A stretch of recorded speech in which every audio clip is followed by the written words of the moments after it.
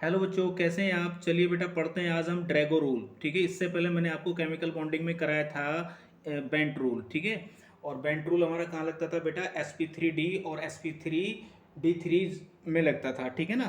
चलिए अब ये ड्रैगो रूल क्या होता है? देखो, अगर हम ड्रैगो रूल की बात करें तो बेटा ये ड्रैगो रूल जो होता है, एक्चुअल में इसको 11वीं क्लास में हम जब पढ़ते हैं केमिकल बॉन्डिंग को, तो एनसीईआरटी में ये नहीं दिया हुआ है। लेकिन कहीं ना कहीं ये भी जो है आपका डायरेक्टली या इनडायरेक्टली इससे जो है क्वेश्चन पूछे जाते हैं कंपटीशन लेवल पे। ठीक है ना। हो सकता है आपके होम लेवल या बोर्ड लेवल के जो एग्ज़ाम होता है उसके लिए इंपॉर्टेंट ना हो, लेकिन अगर आप कंपटीशन की प्रिपरेशन कर रहे हो बेटा, ठीक है ना, जेई एडवांस की या आईटी जेई मेन की या फिर नेट की प्रिपरेशन कर रहे हो, तो आपको ड्रैगो रूल के बारे में पता होना चाहिए। ठीक है ना। बहुत छोटी सी वीडियो होगी और बहुत ही इंटरेस्टिंग और सिंपल वे में मैं इसको बताने की कोशिश करता हूँ आपको। ठीक है, चलिए। अगर ड्रैगो रूल आपको आता है तो जितनी भी पॉइंट मैंने आपको स्क्रीन के ऊपर लिखे हैं ये आपको पता होने चाहिए। ठीक है ना। देखो बेटा, ड्रैगो रूल क्या है और ये कहाँ पे लगेगा और इसके लिए क्या कंडीशन होती हैं, ड्रैगो रूल से हम कौन कौन सी एप्लीकेशन को सोल्व करेंगे, ठीक है ना, किस तरह की प्रॉब्लम इससे बनेगी, वो सब हम यहाँ पर इस वीडियो में पढ़ने वाले हैं। ठीक है, चलिए। तो बेटा मैं योगेश कुमार केमिस्ट्री बॉस, ये हमारा यूट्यूब चैनल है। ठीक है, तो स्टार्ट करते हैं। देखो ड्रैगो रूल, सबसे पहले अगर मैं बात करूं बेटा, देखो अमोनिया गैस की, NH3 आप जानते हैं। अच्छा, आप ये जानते हैं अमोनिया गैस को वाटर में डालते हैं तो वाटर में डालने के बाद में क्या होती है? अमोनिया गैस बेटा सोल्यूबल होती है और ये NH4OH का क्या करती है? फॉर्मेशन करती है। हाईली सोल्यूबल गैस होती है वाटर में ये। ठीक है ना। तो अगर मैं आपसे क्वेश्चन पूछता हूँ कि वाई, क्यों कि अमोनिया वाटर में सोल्यूबल हो जाती है, जबकि फॉस्फीन गैस को आप वाटर में डालते हो बेटा, ये क्या होती है? इनसोल्यूबल होती है। तो यहाँ क्वेश्चन मार्क लगा दिया। तो इसका हमारा आंसर क्या होगा या रीजन क्या है? तो वो कहीं ना कहीं जो रीजन निकल के आएगा बेटा, वो कहाँ से आएगा? वो ड्रैगो रूल से निकल के आएगा कि अमोनिया गैस वाटर में सोल्यूबल होती है और फॉस्फीन गैस जो होती है वो वाटर में क्या होती है? आपकी इनसोल्यूबल होती है। तो इन दोनों का जो क्वेश्चन मार्क है बेटा, इनका जो आंसर निकल के आएगा वो किससे आएगा? ड्रैगो रूल से निकल के आएगा। आगे देखिए, अमोनिया क्योंकि इसके पास में नाइट्रोजन के पास में एक लोन पेयर है बेटा, तो अमोनिया क्या है? एक लुईस बेस होती है। और फॉस्फीन के पास में भी देखोगे, फॉस्फोरस के पास में भी एक लोन पेयर है, तो ये भी एक क्या होनी चाहिए बेटा? लुईस बेस होनी चाहिए। तो देखो लुईस बेस किसे कहते हैं? जो अपने इलेक्ट्रॉन पेयर को किसको डोनेट करती है बेटा? किसी प्रोटॉन को डोनेट करती है, उसको क्या बोलते हैं हम? लुईस बेस बोलते हैं। तो अमोनिया की जब हम डाइल्यूट HCl के साथ में रिएक्शन करते हैं तो बेटा एक वाइट फ्यूम बनता है NH4Cl का। इसका मतलब NH3HCl के साथ में रिएक्शन करने के बाद में एक वाइट फ्यूम का फॉर्मेशन करती है। इसका मतलब ये अमोनिया गैस जो होती है बेटा, ये एक लुईस बेस होती है। लेकिन अगर आप फॉस्फीन गैस की रिएक्शन डाइल्यूट HCl के साथ में करोगे, ठीक है ना, तो बेटा ये PH4Cl यानी कि फॉस्फोनियम क्लोराइड का फॉर्मेशन नहीं करती है। तो यहाँ पर क्वेश्चन ये उठता है कि अमोनिया ने डाइल्यूट HCl के साथ में रिएक्शन करके व्हाइट फ्यूम क्यों बनाई और फॉस्फीन ने डाइल्यूट HCl के साथ में रिएक्शन करके व्हाइट फ्यूम क्यों नहीं बनाई? तो इसका भी जो हमें आंसर मिलेगा बेटा, वो किससे मिलेगा? ड्रैगो रूल से ही मिलेगा। ठीक है, क्लियर होगी बात? आगे देखिए नेक्स्ट पॉइंट। तो इसका मतलब ये होता है बेटा कि अमोनिया जो होती है वो फॉस्फीन की कंपैरिजन में क्या होती है? अच्छी बेस होती है, बहुत स्ट्रॉन्ग बेस होती है अमोनिया। ठीक है ना। और बेटा किसकी कंपैरिजन में? फॉस्फीन की कंपैरिजन में। फॉस्फीन क्या होती है? बहुत वीक बेस होती है। और देखो अगर आपको याद हो बेटा, तो कोऑर्डिनेशन केमिस्ट्री में जो NH3 है ये एक स्ट्रॉन्ग लिगेंड की तरह काम करती है, लेकिन आपने कहीं भी PH3 को लिगेंड के रूप में नहीं देखा होगा। तो इसका मतलब क्या है कि ये बहुत बहुत पुअर बेस होती है बेटा। ठीक है ना। चलिए, तो इसका भी मैंने लगाया। क्यों भैया? अमोनिया एक अच्छी बेस क्यों होती है और भैया फास्मीन एक वीक बेस क्यों होती है? तो इसका आंसर क्या है बेटा? तो इसका आंसर भी हमें किससे मिलेगा बेटा? ड्रैगो रूल से ही मिलने वाला है। ठीक है ना। अब आगे बात करते हैं। देखो अगला पॉइंट मैंने लिखा है यहाँ पे कि भाई जो अमोनिया जो होती है NH3, ठीक है ना, और जो फॉस्फीन होती है भैया, इन दोनों में नाइट्रोजन के ऊपर भी sp3 हाइब्रिडेशन होता है बेटा, और जो फॉस्फीन में P होता है बेटा, इसके ऊपर भी क्या होता है? sp3 हाइब्रिडेशन होता है। तो जबकि अमोनिया में बॉन्ड एंगल कितना होगा बेटा? 107 डिग्री का होता है, जबकि फॉस्फीन में कितना होता है बेटा? 94 डिग्री का होता है, यानी कि बहुत बड़ा डिफरेंस है यहाँ पे बॉन्ड एंगल का। ठीक है ना। अमोनिया और फॉस्फीन में बॉन्ड एंगल का डिफरेंस का यहाँ पे बहुत ज़्यादा है। तो ये इतना ज़्यादा जो डिफरेंस आता है बेटा, ये इलेक्ट्रोनेगेटिविटी के डिफरेंस की वजह से नहीं आता। ठीक है ना। तो इसका कुछ और रिलेशन होता है, और वो रिलेशन क्या है बेटा? वो ड्रैगो रूल ही होता है। इसको भी हम एक्सप्लेन करेंगे किसके द्वारा बेटा? ड्रैगो रूल से। ठीक है ना। अब ड्रैगो रूल जो होता है बेटा, ड्रैगो रूल जो है इसको हम कंसीडर करते हैं पीरियोडिक टेबल में। कौन कौन से ग्रुप में कंसीडर करते हैं बेटा? एक 14 ग्रुप, ध्यान रखो कहाँ पे कंसीडर करते हैं इसको, 14 ग्रुप के हाइड्राइड में कंसीडर करते हैं बेटा, 15 ग्रुप के हाइड्राइड में कंसीडर करते हैं इसको, 16 ग्रुप के हाइड्राइड में कंसीडर करते हैं। तो ये बात आप याद रखो कि बेटा ड्रैगो रूल हमारा कहाँ कहाँ पर लगेगा, 14 ग्रुप, 15 ग्रुप और 16 ग्रुप के जो हाइड्राइड होते हैं, ठीक है ना, उनमें ये वाला हमारा बेटा ड्रैगो रूल जो होता है ये लगता है। अब जैसे हम बात करें बेटा 15 ग्रुप के हाइड्राइड में, तो एक 15 ग्रुप का हाइड्राइड हमारे पास अमोनिया है और दूसरा क्या बेटा फॉस्फीन है। तो फिर भैया किस पे लगेगा? देखो ध्यान रखो, ये 14, 15 और 16 ग्रुप का जो फर्स्ट मेंबर होता है उस पर ड्रैगो रूल नहीं लगता है। एक बार फिर सुनो, 14, 15, 16 ग्रुप का जो फर्स्ट मेंबर होता है उस पर ड्रैगो रूल नहीं लगता है। पहले मेंबर को छोड़कर आगे वाले जितने भी मेंबर होते हैं सबके ऊपर क्या लगता है? ड्रैगो रूल लगता है। अब इन दोनों को देखो बेटा, H2O ये आपका 16 ग्रुप का हाइड्राइड है क्योंकि ऑक्सीजन 16 ग्रुप में है, सल्फर भी 16 ग्रुप में है। अब आप देखोगे बेटा इन दोनों में किसके ऊपर ड्रैगो रूल नहीं लगेगा, तो आप देखोगे इन तीनों ग्रुप का जो फर्स्ट मेंबर होता है उस पर ड्रैगो रूल नहीं लगता है। फर्स्ट मेंबर को छोड़कर बाकी जितने भी मेंबर होते हैं उन सब पे क्या लगेगा बेटा? ड्रैगो रूल लगेगा। क्लियर है? तो अब हमारी जो है बेटा एक बेस तैयार हो गया ड्रैगो रूल का कि भाई ड्रैगो रूल से हम क्या क्या चीज़ सीखने वाले हैं। ठीक है, तो चलो स्टार्ट करते हैं बेटा ड्रैगो रूल को एक नई एनर्जी के साथ में, और कॉपी और पेन लेके बैठ जाइए। ड्रैगो रूल आपको अगले 5 मिनट में समझ में आ जाएगा बहुत बढ़िया तरीके से। चलिए देखो, ध्यान से देखो बेटा, मैं 15 ग्रुप के यहाँ पे कुछ हाइड्राइड लिख रहा हूँ, यहाँ पे NH3, और बेटा यहाँ पे लिखता हूँ मैं PH3, और यहाँ पे लिखा मैंने ASH3, और बेटा मैंने यहाँ पे लिखा एक SbH3। ध्यान से देखेंगे, ये मैंने हाइड्राइड लिख दिए। ध्यान से देखो भैया, इसके ऊपर भी sp3 हाइब्रिडाइजेशन है। इन सब में सेंट्रल एटम के ऊपर अगर आप देखोगे बेटा, सब में sp3 हाइब्रिडाइजेशन है। सभी हाइड्राइड में आपके पास में सेंट्रल एटम पे कैसा हाइब्रिडाइजेशन है बेटा? sp3 hybridisation. और सभी के पास बेटा सेंट्रल एटम पे क्या होता है? एक एक लोन पेयर आपको दिखाई दे रहा है। क्लियर है? अब अगर मैं इनके बॉन्ड एंगल की बात करूं, ध्यान से देखो, ड्रैगो रूल स्टार्ट होने वाला है बिल्कुल। बॉन्ड एंगल की अगर हम बात करें बेटा, अगर बॉन्ड एंगल की बात करते हैं तो भैया अमोनिया का जो बॉन्ड एंगल होता है वो 107 डिग्री का होता है बॉन्ड एंगल, जबकि आगे वाले जो मेंबर हैं PH3, इसका बॉन्ड एंगल होता है बेटा लगभग 94 का, थोड़ा बहुत ऊपर नीचे हो सकता है, आप देख लेना, कोई दिक्कत नहीं है। और बेटा ASH3 जो है इसका बॉन्ड एंगल होता है 93 डिग्री का, और बेटा SbH3 का बॉन्ड एंगल होता है 91 या 90 के करीब होता है।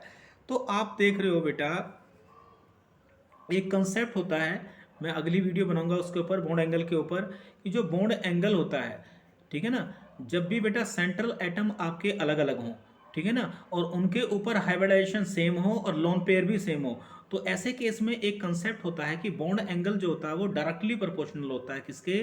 इलेक्ट्रोनेगेटिविटी ऑफ सेंट्रल एटम के। ठीक है ना, कि सेंट्रल एटम की जितनी ज़्यादा इलेक्ट्रोनेगेटिविटी होगी बेटा बॉन्ड एंगल उतना ही ज़्यादा होगा। ठीक है ना, तो सेंट्रल एटम की इलेक्ट्रोनेगेटिविटी देखें तो बेटा अमोनियम में नाइट्रोजन की इलेक्ट्रोनेगेटिविटी सबसे ज़्यादा होती है। ठीक है ना, इसलिए इसका बॉन्ड एंगल क्या है आपका? सबसे ज़्यादा है। और ग्रुप में ऊपर से नीचे चलने पर इलेक्ट्रोनेगेटिविटी आपकी डिक्रीज होती है। लेकिन मैं आपको बता दूं बेटा, इलेक्ट्रोनेगेटिविटी का कंसेप्ट कभी भी हम ग्रुप में नहीं लगाते हैं। इलेक्ट्रोनेगेटिविटी को कहाँ पर लगाते हैं बोलो? पीरियड में लगाई जाती है इलेक्ट्रोनेगेटिविटी। तो ये जो फॉर्मूला लगाते हैं हम, ये यहाँ पर सही तरीके से इनके लिए काम नहीं करता है। ठीक है ना, तो यहाँ पर ऐसा फिर क्या हुआ कि भाई देखो, अगर हम इन 3 मेंबर की बात करें बेटा, देखो PH3, ASH3, SbH3, तो यहाँ तो बॉन्ड एंगल क्या हो रहा है? बिल्कुल देखो रेगुलरली धीरे धीरे डिक्रीज हो रहा है। ठीक है भाई, यहाँ 94 है, यहाँ 93 है, यहाँ 90 है। क्लियर है? तो यहाँ तो ज़्यादा डिफरेंस नहीं दिखाई दे रहा। लेकिन जो पहला मेंबर है और जो सेकंड मेंबर है बेटा, इन दोनों में देखिए आप, यहाँ पर इन दोनों में आपको बहुत ज़्यादा डिफरेंस दिखाई दे रहा है बॉन्ड एंगल का। यहाँ 107 डिग्री है, यहाँ 94 डिग्री है। तो ये जो बॉन्ड एंगल का इतना बड़ा डिफरेंस दिखाई दे रहा है, ये इलेक्ट्रोनेगेटिविटी का कंसेप्ट तो नहीं हो सकता। और इसी को एक्सप्लेन कराया किसने बेटा? ड्रैगो। ठीक है ना, ड्रैगो ने यही एक्सप्लेन करा है कि अमोनिया में 107 डिग्री एंगल है, और बेटा बाकी में जो है अगला जो मेंबर है PH3, उसमें 94 डिग्री एंगल है।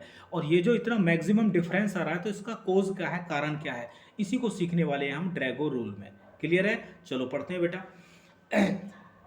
देखो, सबसे पहले मैं यहाँ पे लिखता हूँ अमोनिया को बेटा, NH3 को। ध्यान से देखेंगे, अमोनिया। ठीक है ना, अमोनिया में हमारे पास बेटा यहाँ पर है नाइट्रोजन, और नाइट्रोजन का एटॉमिक नंबर होता है 7। तो मैं पढ़ा रहा हूँ आपको बेटा कि अमोनिया का फॉर्मेशन कैसे हुआ। इसका इलेक्ट्रॉनिक कॉन्फ़िगरेशन करिए 1s2, और बेटा यहाँ पर हो गया आपका 2s2, और बेटा यहाँ पर हो गया आपका 2p3। कितना एटॉमिक नंबर है? 7 है। तो वैलेंसी सेल में कितने इलेक्ट्रॉन है बेटा? 5 इलेक्ट्रॉन है। तो चलिए इनको देखो, यहाँ पर क्या है आपके पास में वैलेंसी सेल में 2s में कितने इलेक्ट्रॉन दिखाई दे रहे हैं आपको? 2 इलेक्ट्रॉन है बेटा आपके पास में, ठीक है ना। और बेटा ये जो आपके पास है कौन सी है? ये आपके पास में है 2p, ठीक है ना। और 2p में क्या है आपके पास में? 3 होते हैं बेटा, कौन कौन से? px, और बेटा py और pz, ठीक है ना। और इन तीनों में एक एक अनपेड इलेक्ट्रॉन आपको दिखाई दे रहा है, ठीक है ना। तो किस प्रकार अमोनिया का फॉर्मेशन हुआ ये देखिए। अब होगा क्या बेटा, ये 2s, ये जो आपकी 2s है, और ये जो तीनों आपकी ps हैं बेटा, इनकी करा देंगे हम इंटरमिक्सिंग। क्या करा देंगे इनकी? बोलो, इंटरमिक्सिंग। और इंटरमिक्सिंग कराने के बाद में क्या होगा? बोलो, ये सारी की सारी मिक्स हो जाएंगी, और बेटा आपको नई ऑर्बिटल मिलेंगी जिनको हम कहते हैं हाइब्रिड ऑर्बिटल। 1 2 3 4, यानी कि इसका भी नाम क्या है? sp3 hybrid orbital. इसका भी नाम क्या है? sp3 hybrid orbital. इसका भी नाम क्या है? sp3 hybrid orbital. और इसका भी नाम क्या है बेटा? sp3 hybrid orbital. तो इंटरमिक्सिंग करके हमने सेम एनर्जी वाली, बोलो, 4 हाइब्रिड ऑर्बिटल का फॉर्मेशन कर लिया, जिनको हम कहते हैं sp3 हाइब्रिड ऑर्बिटल, ठीक है ना। अब तुम जानते ही हो, ये जो हाइब्रिड ऑर्बिटल बनी है बेटा 4, ये क्या करेंगे बेटा? ये 4 जो 3 कितने हैं आपके पास में? हाइड्रोजन है। 3 क्या है आपके पास में? देखो यहाँ पर ये कौन सी है? 2s वाली है, तो ये तो लोन पेयर यहाँ पे रहेगा बेटा, है ना, ये वाला। और यहाँ पर रहेगा इसमें, सॉरी, ये लोन पेयर कहाँ आएगा? लोन पेयर इस वाली sp3 हाइब्रिड ऑर्बिटल में आ जाएगा। और यहाँ पर एक एक क्या है आपके पास में? अनपेड इलेक्ट्रॉन है, ये ऐसा हो जाएगा। अब ये जो 3 हाइड्रोजन है आपके पास में बेटा, ये जो आपके पास में 3 हाइड्रोजन है, इसको यहाँ रहने दीजिए, इसको आप बेटा, तो ये जो 3 आपकी,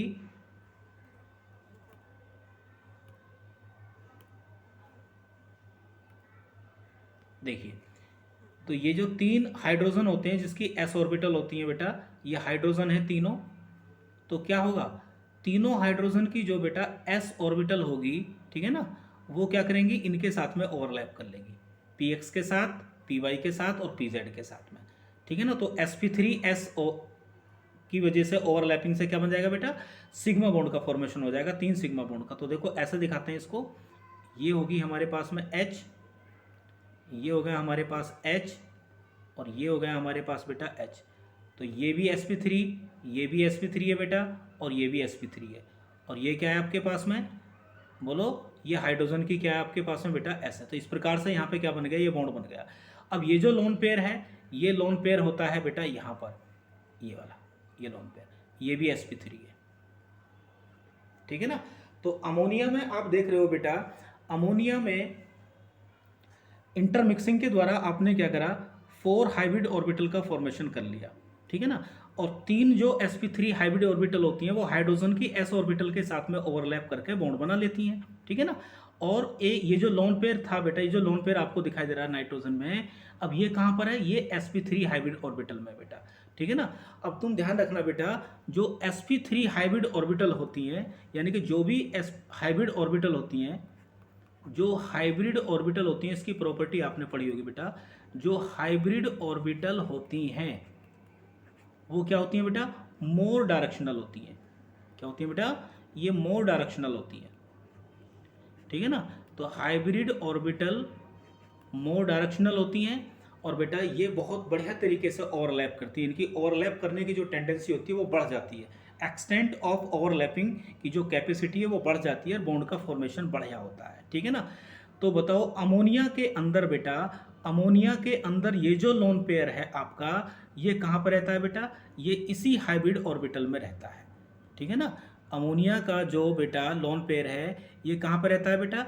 ये sp3 हाइब्रिड ऑर्बिटल में रहता है। और ध्यान रखना बेटा, जब भी लोन पेयर हाइब्रिड ऑर्बिटल में रहता है, तो वो जो लोन पेयर होता है बेटा, वो क्या होता है? केमिकली एक्टिव होता है। वो क्या होता है? वो केमिकली एक्टिव होता है। केमिकली एक्टिव का मतलब ये है कि वो आसानी से डोनेट किया जा सकता है। क्लियर हो गया? क्योंकि sp3 जो हाइब्रिड ऑर्बिटल होती है बेटा, उसकी जो परसेंटेज ऑफ एस करेक्टर होता है वो कितना होता है आप जानते ही हैं, 25% होता है। मतलब sp3 हाइब्रिड ऑर्बिटल में परसेंटेज ऑफ एस करेक्टर जो होता है वो कितना होता है, 25% होता है। यानी कि बहुत कम इलेक्ट्रोनेगेटिविटी होती है इसकी, जिसलिए ये आसानी से इसको डोनेट कर देता है। देखो नाइट्रोजन की इलेक्ट्रोनेगेटिविटी की बात नहीं कर रहे, sp3 जो हाइब्रिड ऑर्बिटल है, ठीक है ना, उसी में लोन पेयर है ये, और उसकी परसेंटेज ऑफ एस करेक्टर क्या होगा, 25% होगा। जो इलेक्ट्रोनेगेटिविटी क्या होगी उसकी कम होगी, तो इसलिए उसको आसानी से डोनेट किया जा सकता है। जबकि बेटा आगे के जो मेंबर हैं, जैसे ph3 है आपका, ध्यान से देखना, ASH3 है बेटा आपका, या फिर आपका कौन है बेटा, ध्यान से देखो, आपका क्या था, SBH3 है। ठीक है, यहां पर स्टार्ट होता है ड्रैगो रूल। ठीक है ना। अब भैया ड्रैगो रूल क्या कहता है बेटा, ड्रैगो रूल कहता है कि क्या भाई इनमें भी हाइब्रिडाइजेशन हुआ है। तो लो देख लेते हैं, एक का फॉर्मेशन देख लो बस, केवल एक का फॉर्मेशन देख लेते हैं कैसे हुआ। पी को देखिए बेटा, पी का एटॉमिक नंबर होता है 15, तो 15 का करोगे तो क्या आएगा बेटा, 1s2 आएगा, और बेटा यहाँ आएगा 2s2, और यहाँ आएगा आपका 2p6, और बेटा यहाँ आएगा आपका 3s2, और यहाँ आएगा आपका 3p3। ठीक है ना। तो ये जो है देखिए यहाँ पे, ये जो इसके पास है 3s। अब ड्रैगो क्या कहता है, 3s का मतलब है आपका ये रे आपके लोन पेयर कहाँ पे, 3s में। अब बेटा ये जो है आपका यहाँ पर 3p जो है ये px है, और ये py है, और ये क्या है आपका pz है। ठीक है ना। कितने इलेक्ट्रॉन है यहाँ पे, 1 2 और 3, ये बेटा ये हो गया। ठीक है। ड्रैगो रूल ये कहता है बेटा कि no needs of hybridization. Drago rule क्या कहता है, there is no need to consider hybridization that central atom. मतलब ड्रैगो रूल के अनुसार बेटा, ड्रैगो रूल ये कहता है कि इन तीनों के केस में 14, 15 और 16 ग्रुप का पहले मेंबर को छोड़कर जो अगले मेंबर होता है बेटा, उसमें हाइब्रिडाइजेशन की जरूरत नहीं होती, उसमें हाइब्रिडाइजेशन नहीं होता। तो फिर इसमें बॉन्ड कैसे बनता है बेटा, उसमें बॉन्ड बनता है बेटा सिंपल ओवरलैपिंग के द्वारा। देखो तीन जो हाइड्रोजन आपको दिखाई दे रहे हैं, ये तीनों p ऑर्बिटल जो होती हैं बेटा, ये प्योर ऑर्बिटल होती हैं। ये तीनों p ऑर्बिटल क्या होती हैं बेटा, हाइड्रोजन की s ऑर्बिटल के साथ में क्या कर लेंगी, ये ओवरलैप कर लेंगी, और ओवरलैप करने के बाद में बेटा क्या होगी, बोलो 3 सिग्मा बॉन्ड का फॉर्मेशन हो जाएगा। ठीक है ना। तो यहाँ पर इंटरमिक्सिंग नहीं होगी, यहाँ पर हाइब्रिडाइजेशन नहीं होगा, केवल यहाँ पर क्या होगा, ये तीनों प्योर p ऑर्बिटल जो होती हैं बेटा, ये हाइड्रोजन की 3 s ऑर्बिटल के साथ में सिंपल ओवरलैपिंग कर लेंगी, एक्सियल ओवरलैपिंग, और क्या बन जाएगा बेटा, सिग्मा बॉन्ड का फॉर्मेशन हो जाएगा। ठीक है ना। तो इसको मैं अगले पेज पे दिखाने की जरूरत दिखाता हूँ इसको। ये देखिए, ये देखिए बेटा, ये फॉस्फोरस है बेटा, ये इस तरह से इसका फॉर्मेशन हुआ होगा। ये देखिए, ये इसकी एक px है बेटा, एक ये py है, एक ये pz है आपकी, कैसी भी मान लीजिए। ठीक है ना, ये वाला, और ये हाइड्रोजन है की s ऑर्बिटल है। इस प्रकार से यहाँ पे ओवरलैपिंग हुई होगी, ये वाली, ये वाला, ये होगी बॉन्ड। ठीक है ना। तो इसमें हाइब्रिडाइजेशन नहीं हुआ।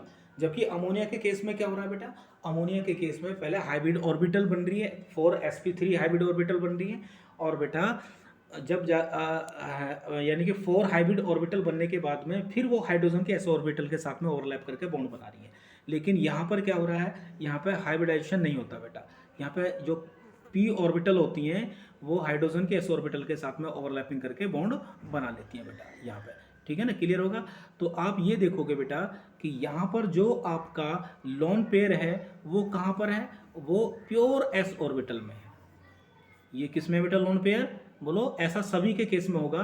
तो यहाँ पे ये जो लोन पेयर आपको दिखाई दे रहा है बेटा, ये कहाँ पर है, बोलो, ये 3s ऑर्बिटल में है, और वो भी कैसी है, ये प्योर 3s ऑर्बिटल में है ये।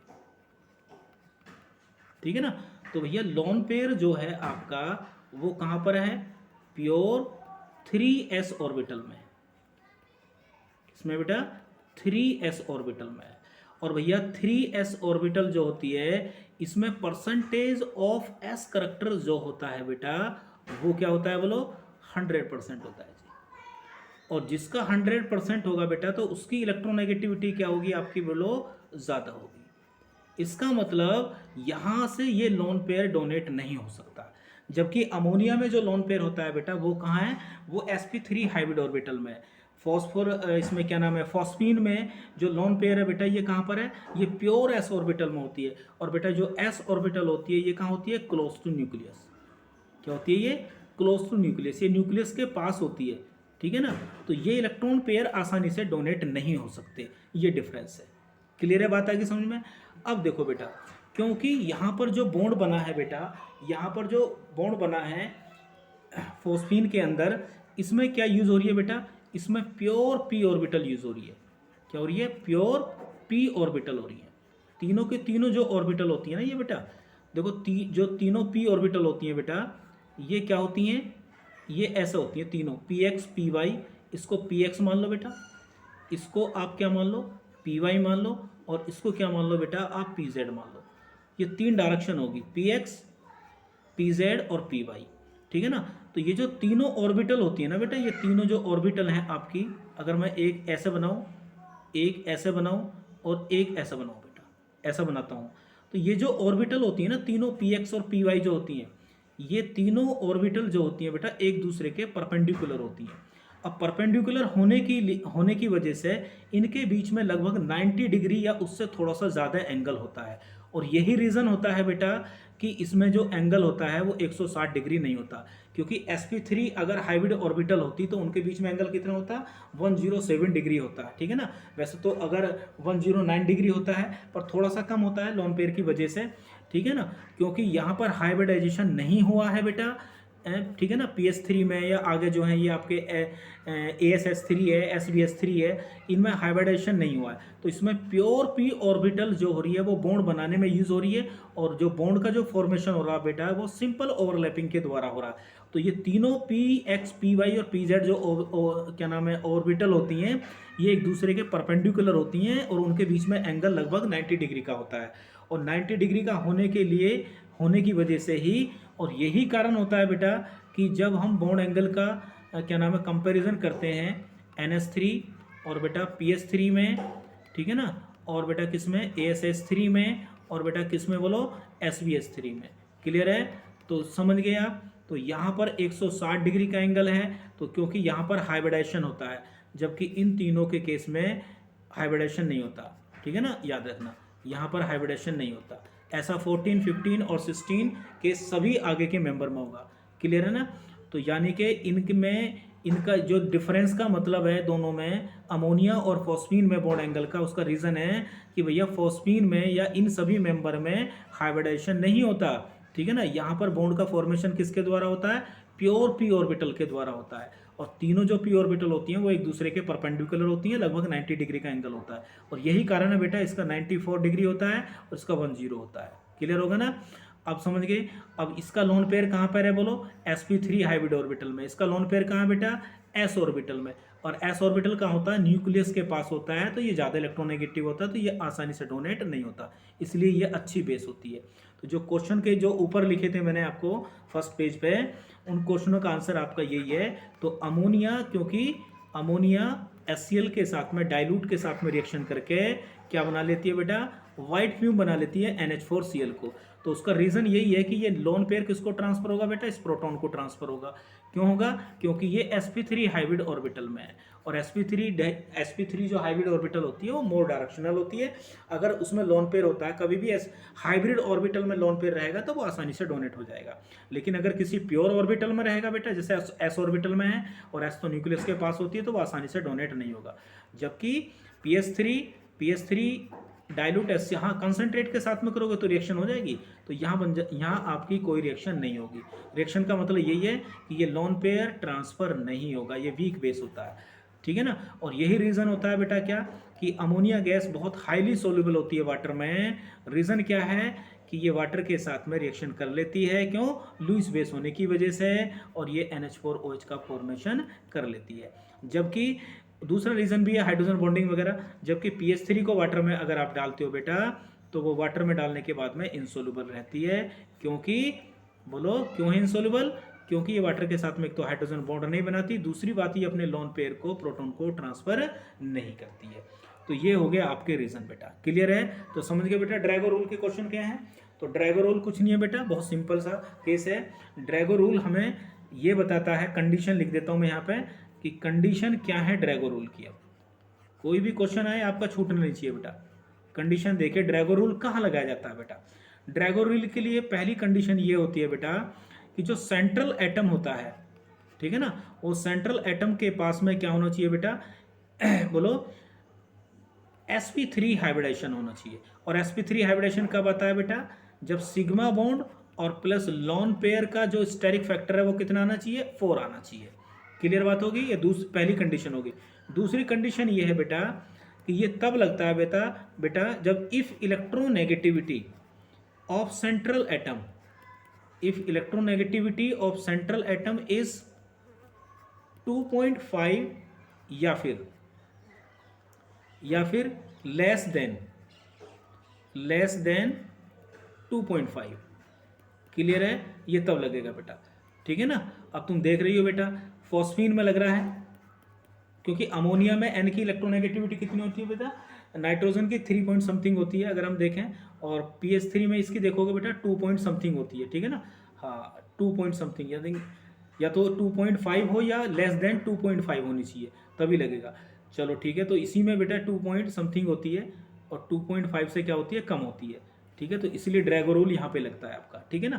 तो चलिए तीसरी कंडीशन होती है ड्रैगो रूल कब लगेगा बेटा?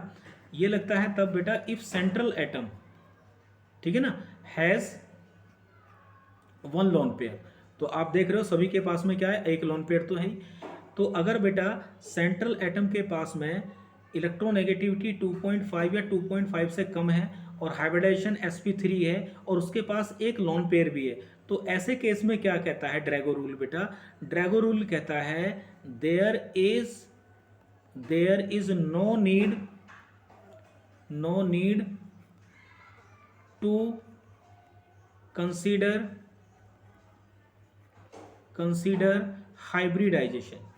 ऐसे केस में हाइब्रिडाइजेशन को कंसीडर हम नहीं करते, हाइब्रिडाइजेशन, और होता भी है तो बेटा बहुत ना के बराबर होता है हाइब्रिडाइजेशन दैट सेंट्रल एटम। ये है जी आपका। क्लियर है?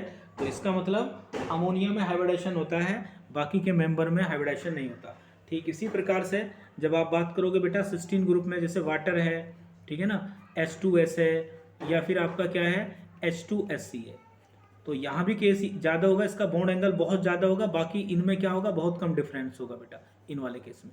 तो इनमें लगेगा ड्रैगो रूल बेटा, ठीक है ना। इनमें क्या लगेगा? ड्रैगो रूल, और इसमें ड्रैगो रूल नहीं लगेगा। यहाँ पर हाइब्रिडाइजेशन होगा, इनके केस में हाइब्रिडाइजेशन नहीं होगा।